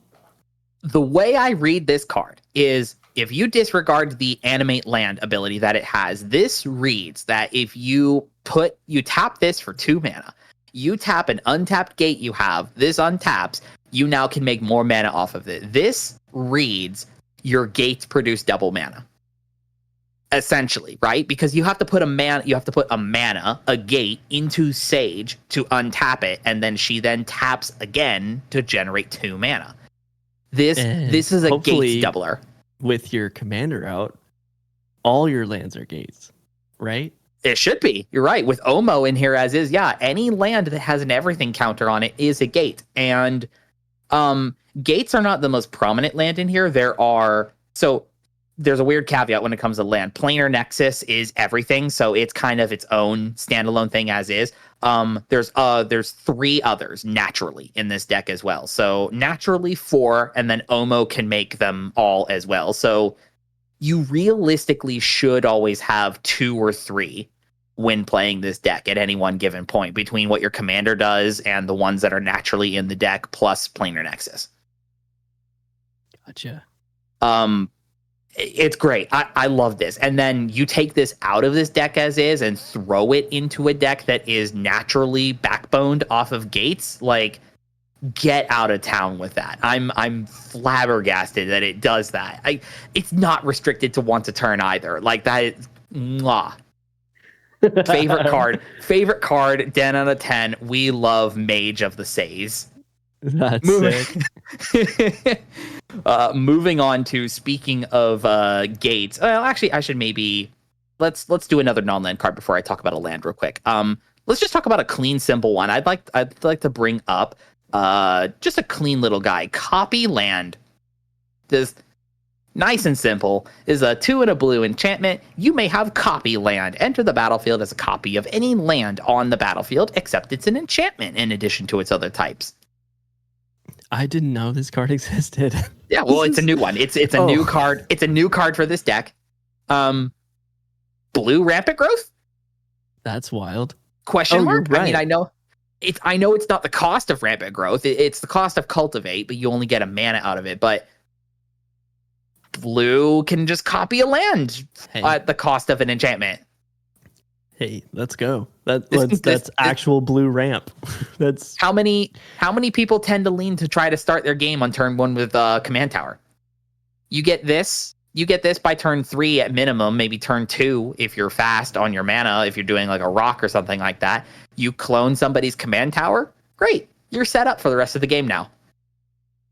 And this can hit battlefield wide. That's the key notable thing about this here. This can hit battlefield wide. So if you have a notable land that you want to have a duplicate of, then excellent. You can make an extra copy of that. But yeah, just being able to hit anything on yours or anything better that your opponent is possibly doing, like this is sick. I really like copy land. Yeah, that's very cool.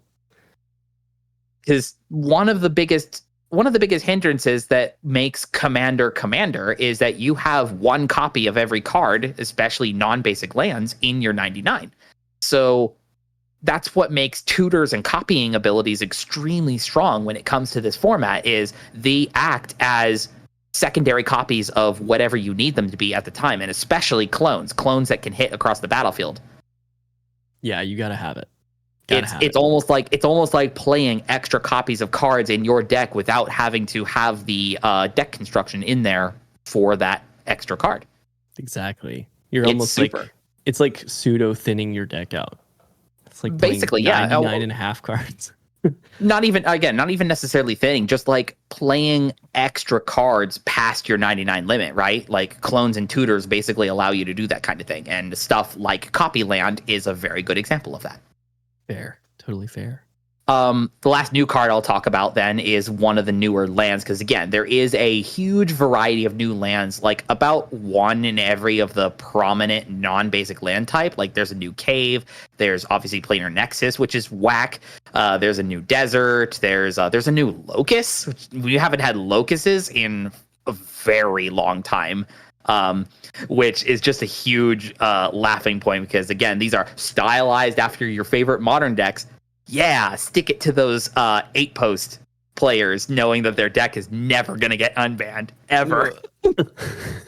But back to the one that I want to talk about, though, is another gate. It's the new gate that comes to this deck, Talon Gates of Madara. It is a gate. It enters the battlefield. Up to one target creature phases out. Just sure, why not? Let's put phasing on a land.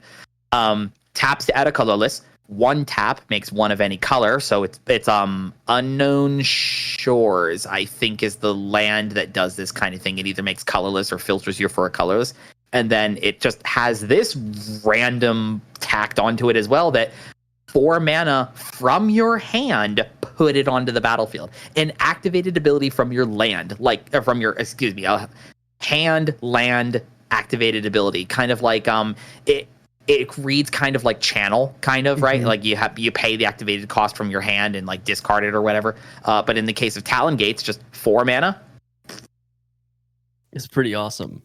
This then reads as almost essentially uncounterable a land ramp that then phases out a creature, both defensively and offensively. This hits anything on the battlefield, so you can protect something of yours, or you can phase out an attacker without casting a spell. And usually on land effects are super hard to stop.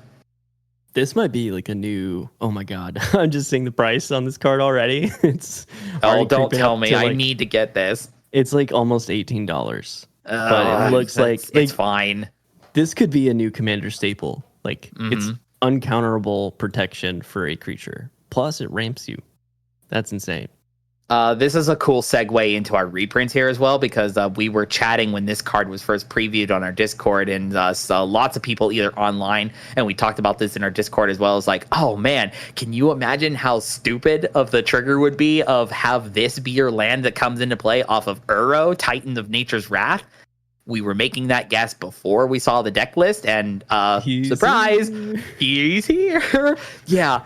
I can't believe you can do that. You can, firstly, as well, out of the box, you could play Uro as your commander. And if you've got the Talon Gate in your opener, you get Uro from your command zone, do the gate. The gate phases him out for his trigger. Now you have a 6/6 on turn 2 that ramps you every time he attacks. Bro. It's so dumb. That's nonsense. That's nonsense. Yeah, that's Uro in the deck as is. Like, when you buy it. That's a combo you can do out of this precon. It's stupid good. Another big highlight who's in this deck is Apex Devastator, his first reprint since Commander Legends, the original one. I didn't realize that, as this was something I wasn't aware of. I could have sworn Devastator was like on the list or something like that, but nope. This is his first reprint ever. 10 mana, 10/10 Chimera Hydra that cascade. That card is never bad. This is never bad. This is like the opposite of the Bloodbraid Elf in the other deck. Like, Cascade 4 times on a 10/10 will literally always be amazing. It will hit anything else in the deck. You just get 4 cards free.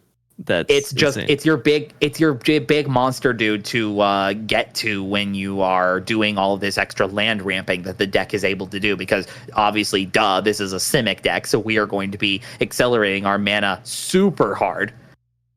Maybe you even cascade into a Terastodon. That'd be pretty nuts. Not when you cut it from the deck like I'm going to suggest, but we'll get I'm just realizing, like, you could hit Terastodon after that. That's pretty cool. I touched on Dryad of Elysian Grove. We love him. Fantastic. Scoot Swarm is in here. Scoot Swarm is always just a menace. You always have to watch out for him.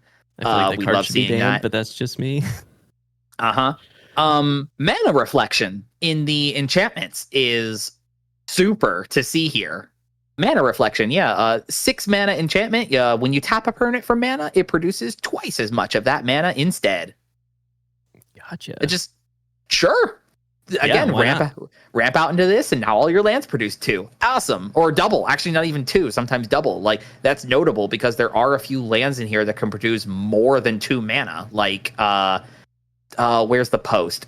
Cloud Post is an example. It taps for a colorless for each locus on the battlefield. So if it is paired down with the Mana Reflection, you'll make 2x colorless equal to your locuses, which, as a reminder, Omo puts everything counters on lands, and that includes locust as a land type. So, yeah, you could just start doing all that. The Trons are also in here as well. So, like, if you've got the Tron set up as well, you can, again, do faster because Omo can put an everything counter on your everything. You can get Tron with 1 land, right? You can put Tower down. You can put Urza's Tower down, put an everything counter on it, and now it itself sees itself as an Urza's Tower power plant mine. What? That's a single land that then produces 3. That then with the Mana Reflection turns into 6. Like, you see what I mean? You see what the deck is trying to do? It is trying to do the most broken turn your lands into everything shenanigans that you could think of. This is crazy. Yeah, which even those shenanigans that we're talking about here, Dark Depths, Thespian Stage, and Vesuva are all in here. You have multiple outlets to do the dumb Dark Depths combo of making a copy of Dark Depths without the ice counters, and you just pop, here's a Merit Lodge. Dude, this is the Dark Depths deck. This is a Dark Depths deck. Seems like the strongest deck out of the box to me. This is so cool, dude. I love this. Just one last shout out here for his reprints. There is Avamaya, Cradle of Growth in here. You could just turn everything into forests as well. Yeah. We love to see that. Fully loaded. It is fully loaded, but not full max potential. What can we do to fix that? Let me tell you, the number one thing, if this is a lands matters, let's try to quiz you, Jared. Let me see if you can think what I'm thinking of. If this is a lands type, not even type matters, this is a non-basic play all of the different types of lands deck. What would be the number one land that you would put in here as an upgrade? Go. Non-basic land that you would put in as an upgrade? Yeah, it's a non-basic land. It's the one I'm thinking of specifically. You are playing a deck where its theme is getting as many different types of lands down as possible. What are you adding? Oh god. I honestly have no idea. Field of the Dead. Oh, I don't know why Get I that didn't in think here, about that. boys. You've got, this deck has 44 lands in it. Almost all of them are unique. There are 4 forests and 3 islands. Everything else is a non-basic of a different type, of a different name. You need Field of the Dead in here, dude. Are you kidding me? Yeah, Field of the Dead, after your 7th land, it starts producing you zombie tokens.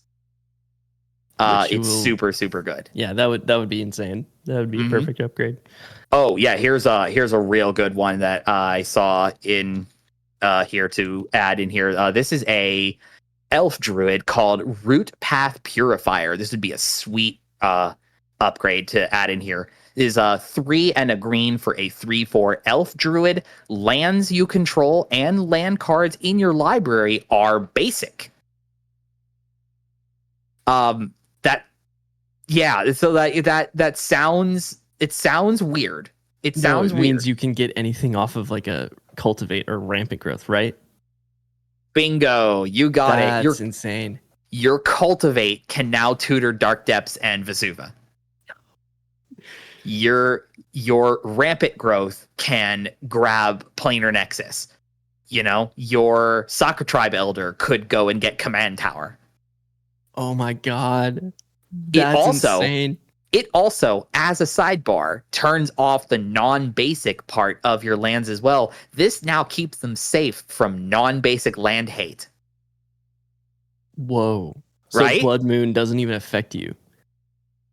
Ding. Oh my god, that's a crazy card. It is. Whoa. It is so good. Dang. I might need to pick one up to run in my Ramos deck just so I don't get hosed by like Price of Progress. Yeah. So one last thing to bring up then as well is this could be a sneaky fun way to build around with Omo as well. As we had described, that the everything counters that she puts onto the lands as long as she's still in play, it does give them all land types. And as we talked about, that includes plains, island, forest, mountain, swamp. That then means that you have a single land producing you full domain. So if you'd like to throw any of the good Simic cards that care about your domain count, you can get max value 5 off of a single land. So some really cool ones I found in here is on like Joda's Codex. It is a card draw engine that has its activated ability reduced equal to your domain. So if you have full domain, it's a free. It taps to just draw you a card. That's great. Tromp the Domains is a 5 mana overrun that gives your creatures +X equal to your domain.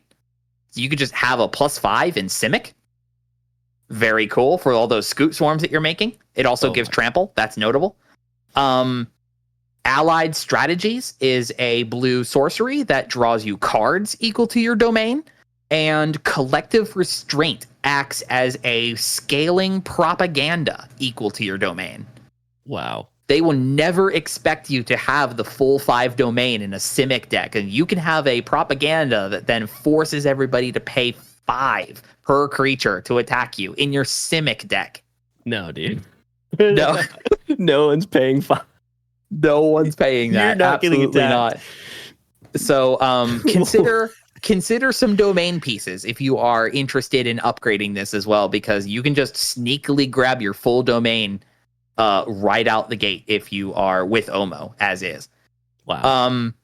Before I roll into cuts, I did just want to, because I ran through the numbers here real quickly as well. I told you about how many gates that are in here naturally. In case anyone was curious about the ratio of non-basic lands that come in this deck. So we are discounting Planar Nexus as it is a culmination of like everything. It is every non-basic land as well. So apart from Planar Nexus, you have 3 gates, 5 deserts, 4 caves, 3 locusts, and the Trons. You have Urza's Power Plant, Urza's Tower, and Urza's Mine.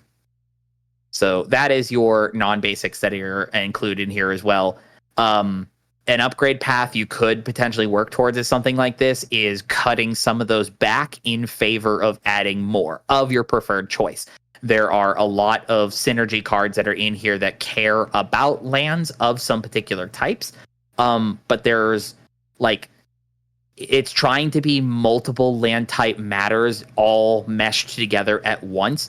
If you want to try to focus this deck a little bit more, you could try cutting some of those back in favor of other ones. So like as an example for myself, if I were purchasing this, I would probably focus this more towards gates. And then my cuts would then become cards that are in the 99, like Desert Warfare, who cares a lot more about the deserts you have. Or vice versa, right? Take out stuff like Maze of the Sage of the Maze if you want to focus more on deserts. So this is a very flexible upgrade path deck. Yeah, I don't, to my knowledge, we've never seen anything like this. No, this is super unique. Yeah, that said, it's hard to know where you could even take the deck. You can go anywhere. Exactly. That being said, though, there are certainly cards that just in general that you can pull out of here as well. I mentioned Terastodon. Again, this might be a subjective one. Terastodon, I don't know if he still stands the test of time nowadays, right? It's neat that you can blow up, like, you can't hit creatures with Terastodon. That's his biggest thing. And creatures have definitely become the means that people are winning games more often. There are certain instances where hitting a non-creature is important. And you still could do the silly thing in this deck of blow up your own non-creature permanents to make elephants. But I don't know. I've never been a huge fan of Nasty Terasti, but if you love them, keep them in here. Otherwise, I don't know. Definitely agree with the cut. It's not a good card. Yeah. Nine mana. I would cut. That. I would cut as well. Right. One of the other new cards that comes in this deck, Aggressive Biomancy, is green, blue, and double X sorcery. You make X tokens that are copies of target creature you control, except those creatures have, when it enters the battlefield, it fights up to 1 target creature you don't control. Interesting. It's fine. I mean, I don't know. Like, fighting is unless you're really capitalizing on your creatures being bigger than your opponents, fighting is a really bad way to do removal. Yeah. Because if you're looking to get opponents' creatures off the board, they're probably just as big as yours, if not bigger. And fighting them kind of doesn't really do anything.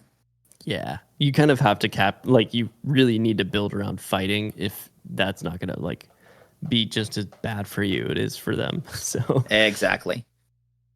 And then again, I guess maybe I just don't like removal, I suppose it turns out, but Oblivion Stone also kind of feels a little strange in here. It's a really slow wrath. It's a 3-mana artifact, 4 mana tap it, you put a fate counter on a target permanent, and then 5 mana tap it, sacrifice it. You destroy each non-land permanent without a fate counter on it. Then everything with fate counters get the counters removed. I used to play Oblivion Stone into Rebby as well, just because I could take advantage of untapping it. But yeah, as far as board wipes go, this is bad. Yeah. I think if you're looking to wrath all non-land permanents in these colors, you might be better off with Nevin Ural's Disc. Or just play Cyclonic Rift and be happy. Or just play Cyclonic Rift. Yep, there it is. Yeah, just don't play Oblivion Stone. It's like an 8-mana destroy all of the things, so you set yourself back. Like, you destroy all your mana rocks, all your other enchantments. It just, because let's be real about this. no one's letting you keep this on the field because it's literally just like a board wipe they can see coming. So they're gonna force you to use it. So you're never gonna get to use your fate counter thing. It's never gonna work. So it's just an 8 mana blow up everything but your lands. So but yeah, so that's how I would do any changes and modifications to this. But like, man, this deck is so cool, dude. Right? Like, the way I look at this is that at your bar of a deck like this is a fantastic path to getting some very, very good non-basic land package for at least the Simic colors. It really sucks that this is only Simic. I kind of wish there was another color added in here for some more variety and non-basic land, but the package that is in here is phenomenal. And this whole like everything counter thing that Omo can do is just so standalone and unique. It's a really, really interesting, fun idea. And lands, I think we've talked about land decks before with stuff like the Desert Bloom and whatever, that when a land-centric style deck is trying to start popping off and doing its thing, it's really hard to stop it because land hate just in general either is extremely frowned upon because it's mass, it goes really, really wide, or just people are not playing enough of it. Yeah, you just gain exponential value because your whole thing is playing more and more lands. So you're just going to have more mana than your opponents too. So yeah, you're just never going to be behind. So as long as you can keep drawing cards, your chances of winning are very, very high. So I'm a huge fan of this. Strat. Yeah, very cool. I like this deck the most I think out of all these precons from this set. I think it's very, very neat. I love how it's like a toolbox basically. Like the deck itself, just as is, looks like it functions very well, but you can also take this in any way you want it to after you've bought it and you've played it for a while and you're like, oh, okay, I'm bored with the way it functions out of the box. You can literally go any direction with it. And that's something I've never seen a precon be able to do. Yeah, like I mentioned when talking about Omo as well, there's a completely different build direction of utilizing the everything counters of turning creatures into every creature. Exactly, yeah. Yeah, very neat. Love it. But speaking of every creature all at once, welcome to the Eldrazi incursion, everyone. Where are the creatures? Time for the Eldritch Horrors to be big and scary. This is only the second like Eldrazi precon that's ever been printed, right? Yes. Very strangely though, it's the second Eldrazi precon within a year. Like, you know, Eldrazi Unbound was only last fall with Commander Masters. Wow. You know what I mean? Yeah, for some reason I thought that was like a while, like it was older than that, but it's not. Yeah, very new deck. Not really. Yeah, August last year, I believe. Wow, that's really interesting. Let's dive in. So the commander for this deck is Ulalek, the Fused Atrocity, and you can pay 5 waste/Wooburg hybrid mana, and that's white, blue, black, red, green. That's all the colors. Or you can play just 5 colorless for this. Legendary creature Eldrazi, 2/5. Has Devoid, so the card itself has no color, even though you can technically pay colored mana to cast it. Mm-hmm. Camera just nodded at me for some reason. I was agreeing. Whenever you cast an Eldrazi spell, you may pay 2 colorless mana. If you do, copy all spells you control, then copy all other activated and triggered abilities you control. You may choose new targets for the copy. For the copies. That's very powerful. Very, very strong. So basically, if you pay 2 additional mana, you can just, if you're casting an Eldrazi, you just get another one. That's pretty insane. Mm-hmm. And then any triggered ability that you have that's doubling up stuff, that happens twice as well. So very, very good. It's worded that way in such a way because traditional Eldrazi cards, they all do their strong and most powerful things, but they all are on cast triggers. So normally making token copies of them doesn't do anything. So this is a way to get around that. Yeah. So, like, if you were casting a card like Artisan of Kozilek, as an example, if you had 2 extra colorless sitting around, you would make a second Artisan of Kozilek, and then you would copy any triggers that are currently on the stack, which would be the original Artisan's cast trigger. That is so cool, because then they resolve and hit the battlefield, and then you get the or the cast trigger. That's really sick. I love that little workaround they made. As Lask, the Swelling Scourge. It's 3 mana. Notably, the cheapest Eldrazi I've ever seen, I think, as far as mana goes. It's a 2/2. Whenever Azlask, the Swelling Scourge, or another colorless creature you control dies, you get an experience counter. And then you can pay Wooburg. Creatures you control get +X/+X until end of turn, where X is the number of experience counters you have. Scions and spawns you control gain Indestructible and Annihilator 1 until end of turn, which is so crazy. For those of you who don't know what Annihilator does, when you attack with a creature that has Annihilator on it, whoever you're attacking that creature with has to sack that many is it non-lands or just permanents? Permanents. It's you gross. get lands with the Annihilator, baby. It's gross. So yeah, if you attack someone with like 5 creatures that all have Annihilator 1, they have to sack 5 permanents before blocks are even declared. That just happens. So oftentimes you're getting through. Very strong. I think I would actually play this as the commander and then put Ulalek in the 99 because it's great. But yeah, Ulalek can be slightly harder to cast, though, even though it has all that. Like, this deck is obviously utilized and built around the idea of you're going to need colorless and colored all the time. So you should be able to get both of these on curve. But obviously, Azlask with being just 3 instead of some weird hybrid whatever. Yeah. Also, I'll go ahead and note here for the way I kind of thought about this deck in regards to cuts and upgrades. Really, like the notable aspect of this deck versus other Eldrazi builds I've seen is that it is really focusing on like the Eldrazi spawn and making tokens and then doing something with those tokens to win, which is different than other Eldrazi decks because normally they're just trying to ramp into like the big boys like Kozilek or stuff like that. And there's nothing wrong with that. It's just this deck is very obviously kind of trying to do a slightly different strategy. And I think Azlask actually supports that a lot better than Ulalek does. Well, certainly the coolest thing you could do with those spawns and scions is the Angelic Aberration. That thing is nutty. Oh, yeah. So that, yeah, I don't know why I didn't immediately think of this. So this is another new card, Angelic Aberration. It's 5 and a white for an Eldrazi Angel. 4/4. Devoid. Flying, Vigilance. Already great.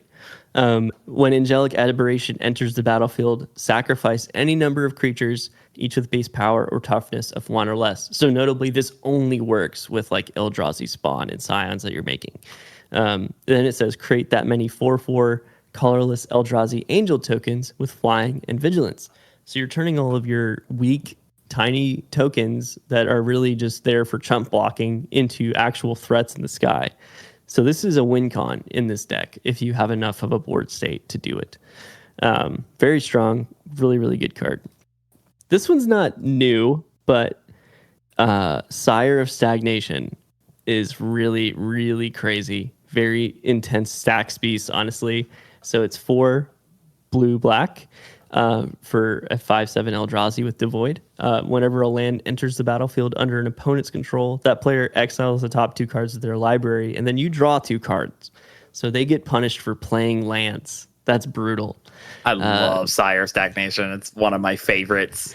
Very brutal stacks piece there. Dax. Yeah, it's rough. You're just making them exile their stuff, and they just can't get it. They literally won't ever get to cast that stuff. Glaring Fleshraker. It's 2 and a waste, or 2 and a colorless mana specifically. Whenever you cast a colorless, so it's also a 2/2 Eldrazi drone. Whenever you cast a colorless spell, you create a 0/1 colorless Eldrazi spawn creature token with sacrifice this creature. Add 1 colorless mana. And then, whenever another colorless creature enters the battlefield under your control, Glaring Fleshraker deals 1 damage to each opponent. This is sneakily one of the best cards in the whole deck, because every time you cast basically anything, because most of the cards in here that have color in them are devoid, so they technically count as colorless. So you're making an Eldrazi spawn, which can act as a mana dork for you, and it also deals damage every single time to your opponents, which is really strong. And the last card I'll talk about before we get into some reprints and some upgrades and stuff is Eldrazi Displacer. This is a reprint as well, but this card is really, really cool. And there's a very cool synergy with an upgrade that I have later that I want to mention. So this is also devoid. It's 2/1 for a 3/3 Eldrazi, or a 2 and a white for a 3/3 Eldrazi. I don't know where 2/1 came from, but my brain. So then it says you can pay 2, exile another target creature, then return it to the battlefield tapped under its owner's control. So if you have any ETBs you want to double up on, you can just do that with Eldrazi Displacer. This is kind of the Displacer kitten of this deck, and you guys know that I love that kind of effect. I think it's very fun and very cool. I was skimming the creatures up and down to see if the cowards put in here the specific drone that goes infinite with Displacer, and they did not. Oh, is there a drone that which one is it? There's a devoid green one that generates 3 spawns. Scions. It makes 3 scions on ETB, and it can then sack those 3 scions into Displacer to then blink itself in, out, and like it doesn't get you anywhere, but you have this Eldrazi that goes up and down, and you have sacrifice and blink and whatever. It would go infinite with the Flesh Raker, right? All those spawns would come in, you'd ping everybody dead. So is it the Brood Monitor that you're thinking of? Brood Monitor, that's it. Okay, that's actually the combo that I threw in there. I was like, there it is. Yeah, so yeah, Brood Monitor and the Displacer, then you throw the Flesh Raker in there. Now you actually have an out. You have a win con right there. There you go. We'll retouch on that when we get to the upgrades and stuff. But very cool stuff there. I'm not so familiar with Eldrazi, so I don't know what like good reprints are. Morifon the Boundless is a good reprint just because it's an expensive card. As far as like cards that need to be in this deck, I don't think it needs to be in this specific build of an Eldrazi deck, but there's definitely Eldrazi decks that it does benefit from being in there. It's super nice. It's super nice in here because like these Eldrazi that have the devoid but do require color to still cast them, Morifon allows you to take that colored aspect away from it. You can now start casting all of these colored spells just with colorless. Yes. And that's what's really cool. Sifter's Skulls is a great reprint. So it's 3 and a black for a 4/3 Eldrazi with Devoid. Whenever another non-token creature you control dies, create a 1/1 colorless Eldrazi Scion token, and it has sacrifice this creature, add 1 colorless mana. So there's lots and lots of ways in this deck to make scions or spawns that then you can sacrifice to net yourself a mana. Which is super important. All Is Dust is pretty insane. It's kind of iconic for what it does. It's one of the only. It is the only colorless board wipe, I believe. So it's 7. No, there were those couple that was in the Eldrazi Unbound deck. That's correct. From Commander Masters. This is the OG, though. This is the one that everything tries to be. So 7 mana for Kindred Sorcery. Each player sacrifices all permanents they control that are 1 or more colors. So this doesn't hit your stuff because it's all colorless, and it gets around all of the indestructible hexproof nonsense that anyone else could have because it just makes them sacrifice their things. The only way for someone to have an out to this card is to have a card on their board that says your opponents cannot make you sacrifice permanents or something. And I know there's some cards that do that, but their creature is already colorless. Yeah, so they would have to have colorless creatures in order to not get destroyed by this, but that's pretty rare. Yeah. Well, this is in a cycle of 4 where one of them is a deck that can generate servo tokens. That's true. Yeah. I don't know. I still think All Is Dust is probably hitting the important part, and it's hitting most everything. Yep. If you All Is Dust and you're left with a board of Eldrazi's and they're left with a board of servo tokens, I know how that's going to go. Annihilator. Man, honestly, yeah, this deck is great as far as reprints go. There's How about tons Eldrazi of Monument stuff. in the artifacts? The thing is wacky. Have you seen that one before? Yeah, it's pretty wild. This is kind of a win con here. It doesn't but it's 5 mana for an artifact that gives all of your creatures +1/+1 flying and indestructible. So yeah, you could just send a 10/10 flying indestructible creature at your opponents. That's totally a fair thing to do. And the downside is at the beginning of your upkeep, sacrifice a creature. If you can't, you sacrifice the Eldrazi Monument, but you're hopefully making enough scions and I spawns. was gonna say sacrifice one creature. Yeah. So this is another reason to kind of build into the token strategy of this deck instead of going for just like the biggest Eldrazi that you can. Most of the other artifacts in this deck are mainly just there to produce mana. You've got a Herald's Horn in here, so that reduces your spells by 1 more. So that's great, especially if you have the Ugin out. So now you can reduce the cost of stuff by 3. Idol of Oblivion's in here, which is really cool. 2 mana for an artifact that says tap, draw a card. Activate only if you created a token this turn. Hopefully you did. And then it says pay 8 and tap this to sack it and just make a 10/10 colorless Eldrazi creature token. So just we did it. The Eldrazi creator finally made its way into an Eldrazi deck. We did it. Yeah. Poor Idol of Oblivion has been printed in so many token precons, but has never been in an Eldrazi deck. We made it home, boys. That is so funny. It's so random. Before we get into the actual like upgrades and cuts that I have for this deck, I just want to point out that Rishkar's expertise is not that amazing in this deck, because the second half where you may cast a spell with mana value 5 or less from your hand without paying its cost is not great here, because what are Eldrazi's if not expensive? So five CMC, like that's just not good enough. This should, in my opinion, this should just be a last march of the Ents and just call it. That it's just a better card that does almost exactly the same type of thing here. And you get to put all of the Eldrazi's in your hand on the field instead of just one that's less than 5. So just swap that for that. And now, without further ado, we can get into some of the cuts and upgrades I've got planned. Unfortunately, Roaming Throne is a great upgrade for this deck because it's a great upgrade for almost anything. But specifically here, because you are really leaning heavily into colorless things. And then how you can pick a type, you can pick Eldrazi. And then it doubles up all your triggers. So, yeah, I hate recommending Roaming Throne, but I would be remiss if I did not for this deck. That would be a little silly of me. Do you want to Sire of Stagnation twice? Add a Roaming Throne. That's how you just never get invited back to the table. Or your friends are like, you can't play that deck anymore. But it is a good upgrade. Another great upgrade is Smothering Abomination.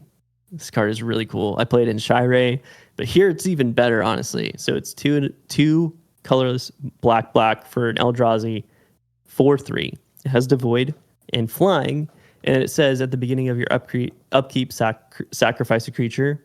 That's not a real problem though, because the second half of the ability says whenever you sacrifice a creature, you draw a card.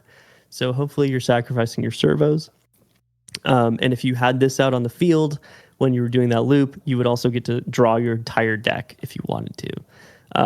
But it's also just amazing card advantage. This card is really, really good, and it performs very well every time that I've had it on the board, and it's not even in a deck that's like this. Yeah, great card. Vela the Nightclad. It's 4 blue black for a legendary creature, human wizard, 4/4, with Intimidate. So it can't be blocked except by artifact creatures and or creatures that share color with it. And then other creatures you control have Intimidate, which is insane because you put that on your Eldrazi's and now people can't block your Eldrazi's, which is horrifying for them. The last part, whenever Vela the Nightclad or another creature you control leaves the battlefield, each opponent loses 1 life. So whenever you sack your Scions or your spawns to get mana, if you have this on the board, all that deals 1 damage to your opponents, which is awesome. So just more upside to what you're already doing. And then my last upgrade here is Wandering Archaic. It's a colorless spell. It's not an Eldrazi, but it kind of looks like one.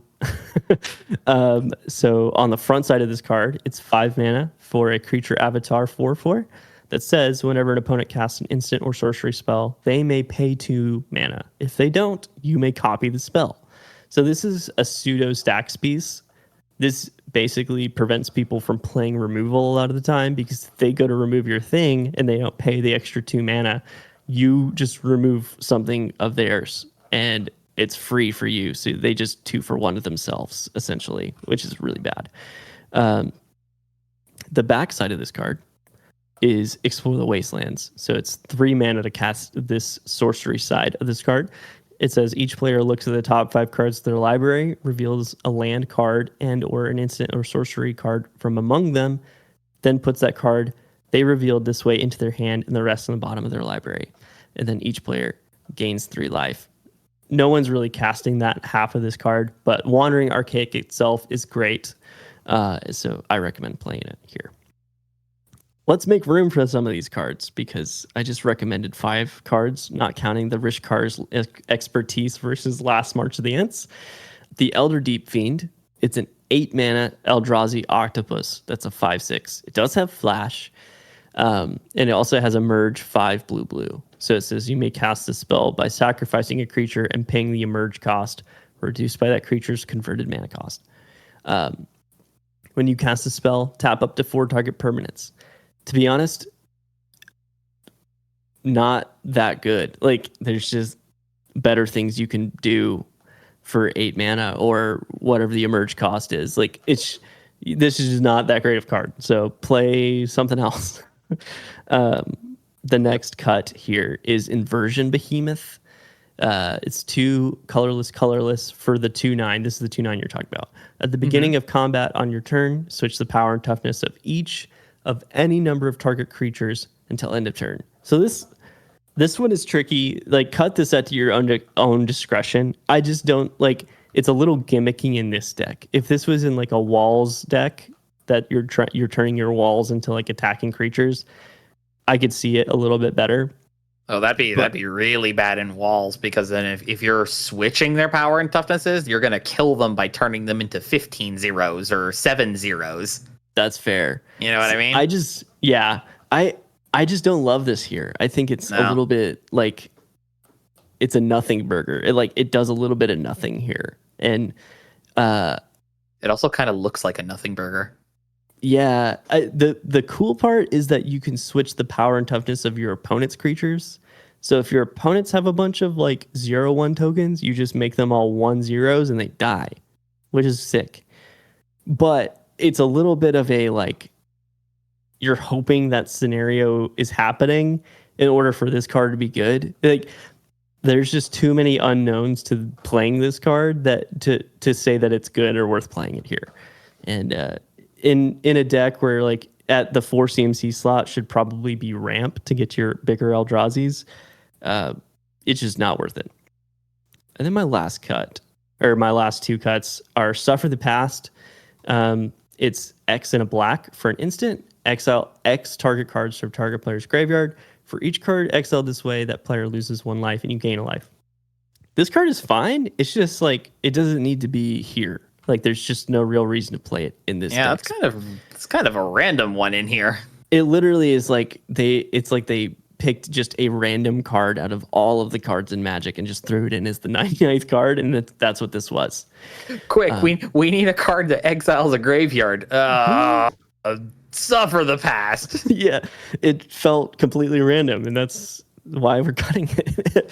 And then my last cut here is Warping Whale. So it's 2 colorless, but it's 1 and then a specific colorless. So it says choose 1.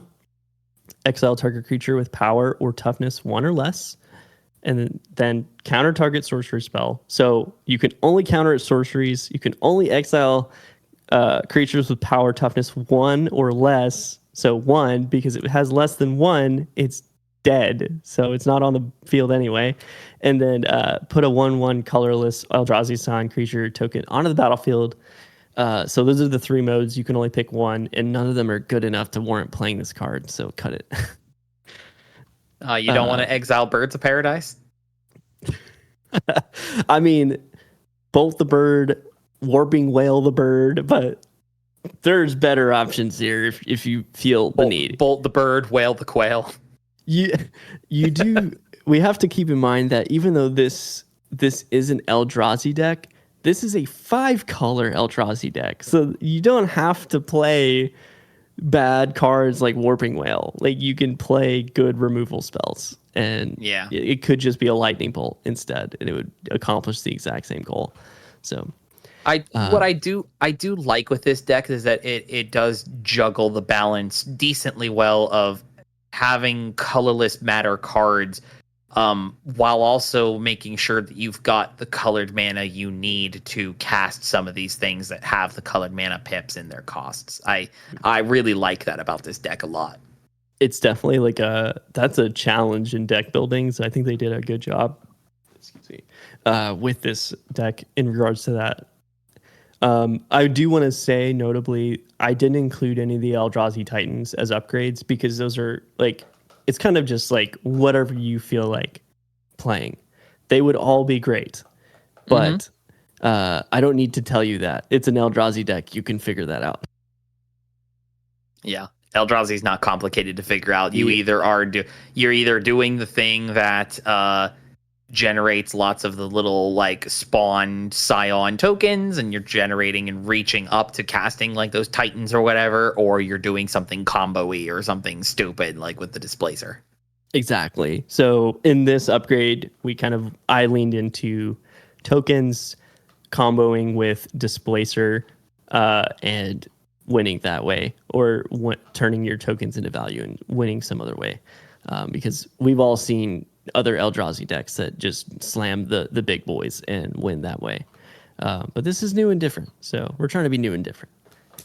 John, what are your thoughts as a whole, or just on the Eldrazi deck in general? Because I made my statement there is it is certainly Eldrazi. It is the second Eldrazi this year, so yeah, it's Eldrazi. I suppose as compared, the real one to talk about, I suppose, when talking about a deck like this is why would you buy this over Eldrazi Unbound from Commander Masters last year? Let's throw price out the window just for a minute here. Let's say hypothetically you've got access to both. What would be your determining factors of this over that one specifically? If you really liked, what I'm noticing about this deck is that they really leans kind of into hey, remember this really cool thing from those years ago that you liked and enjoyed?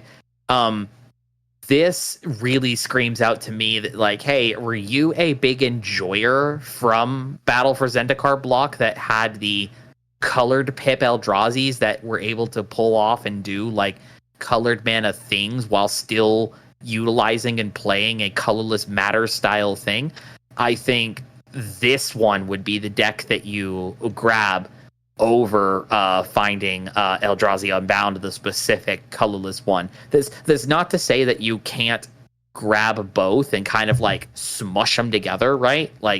Zuladoc is nutty in here, right? All of these Eldrazi, because they're devoid, you just get cascades off of them if you throw Zuladoc in here. Right. Zuladoc is obvious. Good. It's harder to do the other way backwards, right? Because even though the cards that have colored manas in them, even though they say that they are devoid, you still have to follow color identity things. So all of these new cool colored pip devoid Eldrazi's, you can't throw them backwards into Zuladoc, but you can bring Zuladoc's deck forward if you so want. Truth. Yeah. I think I like this deck more just because it kind of lends itself to a more variable play structure because it allows for colors, and that's new. You're not typically able to do that with Eldrazi because the only Eldrazi we have had were all colorless that were legendary, at least. So, this is a new way this is a new take on an old popular thing in Magic, and I think that's cool. Yep. And the cards, the new cards in the set seem well designed. I like that a lot. So I like this deck a lot. I think as far as Eldrazi, I've never been tempted to play Eldrazi, but I have been tempted by this deck. It is very expensive. It's like $140 pre-order on Card Kingdom, which is at least double the others, which is kind of wild, but it's Eldrazi. Makes sense. So People love Eldrazi. They do. Yeah. So. All right, we've powered through this one, Jared. So thank you, everybody, for hanging out and listening to us, both on either on YouTube or on your favorite audio podcast or Spotify or whatever.